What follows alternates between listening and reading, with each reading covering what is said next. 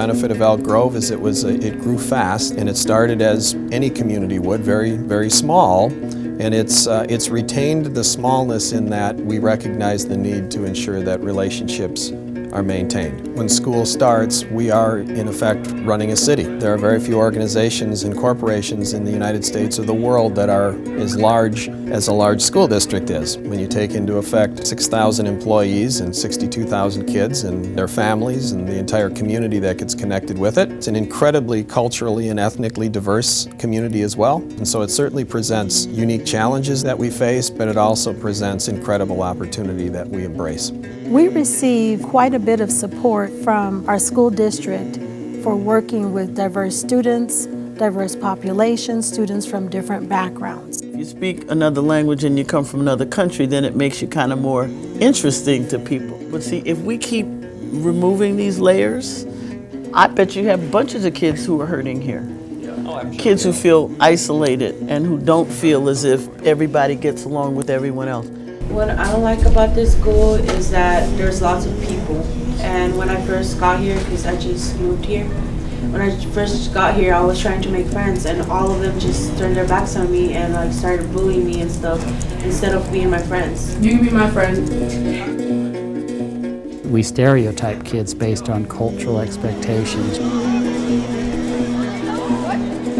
We look at African American kids, we look at low SES kids. Foster youth is another group that are really struggling to understand the norms and the rules, and yet there seems to be punitive or exclusionary discipline for those kids. So it is a major issue, but that's a part of why we hired an equity consultant. So when we talk about looking at it from a sociocultural perspective, what we're talking about is trying to understand who those young people are, what is the cultural capital that they bring, and then as you deal with rule breaking, how you help them to function in environments where there's a cultural mismatch. We were looking for a structure that could meet the needs of students, and that is PBIS. It's a comprehensive approach to understanding and supporting students from both a behavioral and an academic perspective.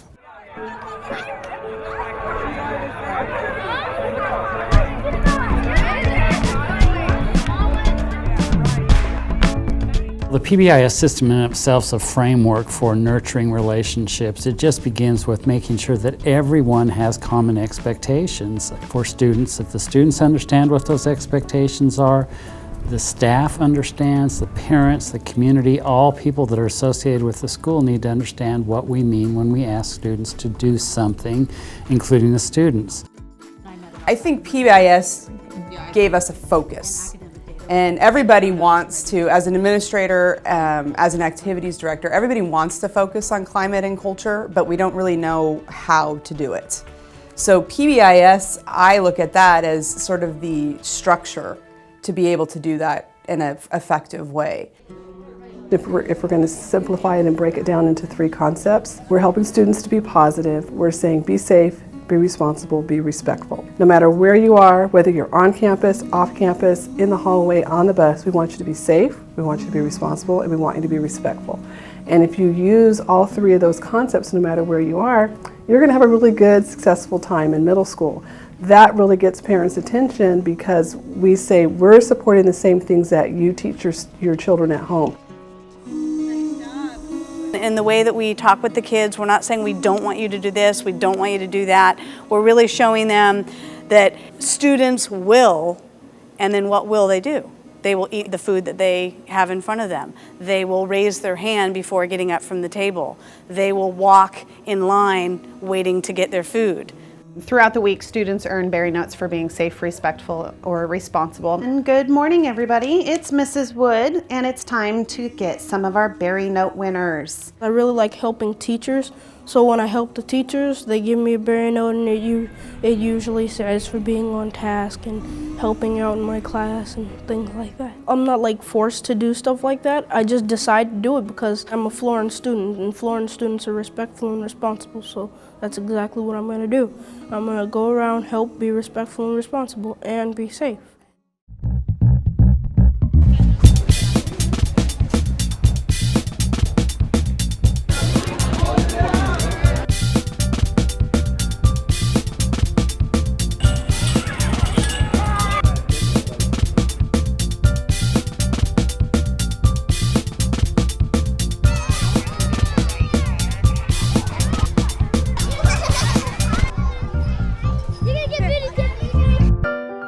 What are my 3 rules here at Florence? Be respectful, be responsible, be safe. Excellent. PBIS is about getting students to understand and having every student on campus have common behavioral standards and values and feel valued and value others. It looks differently at an elementary school, to a middle school, to a high school. We take seriously that at the end of 4 years, the students here will be college and career ready. And in order to do that, we have to teach them how to be advocates for themselves, how to have the confidence to stand on their own 2 feet. Our 4 R's, rigor, relevance, relationships, and respect, dovetail with PBIS. The classroom setting is one place we can do it. The athletic fields is another. Band, theater, the robotics program. All of these programs are designed for students to learn how to get the job done. I think from the 4 R's, the thing that caught my attention was respect. I'm a big person on like having respect and being able to work together and just being respectful of each other, because I feel like if that's not there, there's gonna be chaos. You're not gonna be able to work together well. Kids that have already experience with PBIS, they come to the school with understanding of behavior expectations. If you're respecting other people, they will respect you back, and if you're being kind to other people, maybe one day somebody will help you if you fall down too. We want our students to feel like they're part of the community, and we feel that if they feel that they're safe here, there's a place for them here, then they'll do better in the classroom. I noticed that we are the role models now for the other grades, and it feels good to be role models. Dealing with discipline in a very positive way, in a positive climate, really does do a lot for the climate of a school. And children feel more accepted as well, and they're spending more seat time, because they're not, out of the classroom. And right now, all of our schools all reported a reduction in discipline and an improvement in school safety and school climate. The earlier you integrate PBIS, that mindset, to me, it starts in the elementary schools, because once you get to the high school, it's a no-brainer. It's part of who they are. It's in their DNA. They then create that positive environment and go out and set that expectation versus learning something new. They're not learning something new. They're carrying the knowledge with them. When our students, who we take credit for when they become middle school students, this will be their alma mater, but they will be our future middle school, our future high school, our future college student graduates. We want them to take that common understanding of keeping themselves safe, responsible, and respectful all the way through as lifetime choices. If Elk Grove, as a school district of 62,000 kids in the state of California with the level of funding that we have, if we can figure it out, then public education can be figured out. I want to grow old on a planet that I know is getting better, and public education is the vehicle by which that will occur.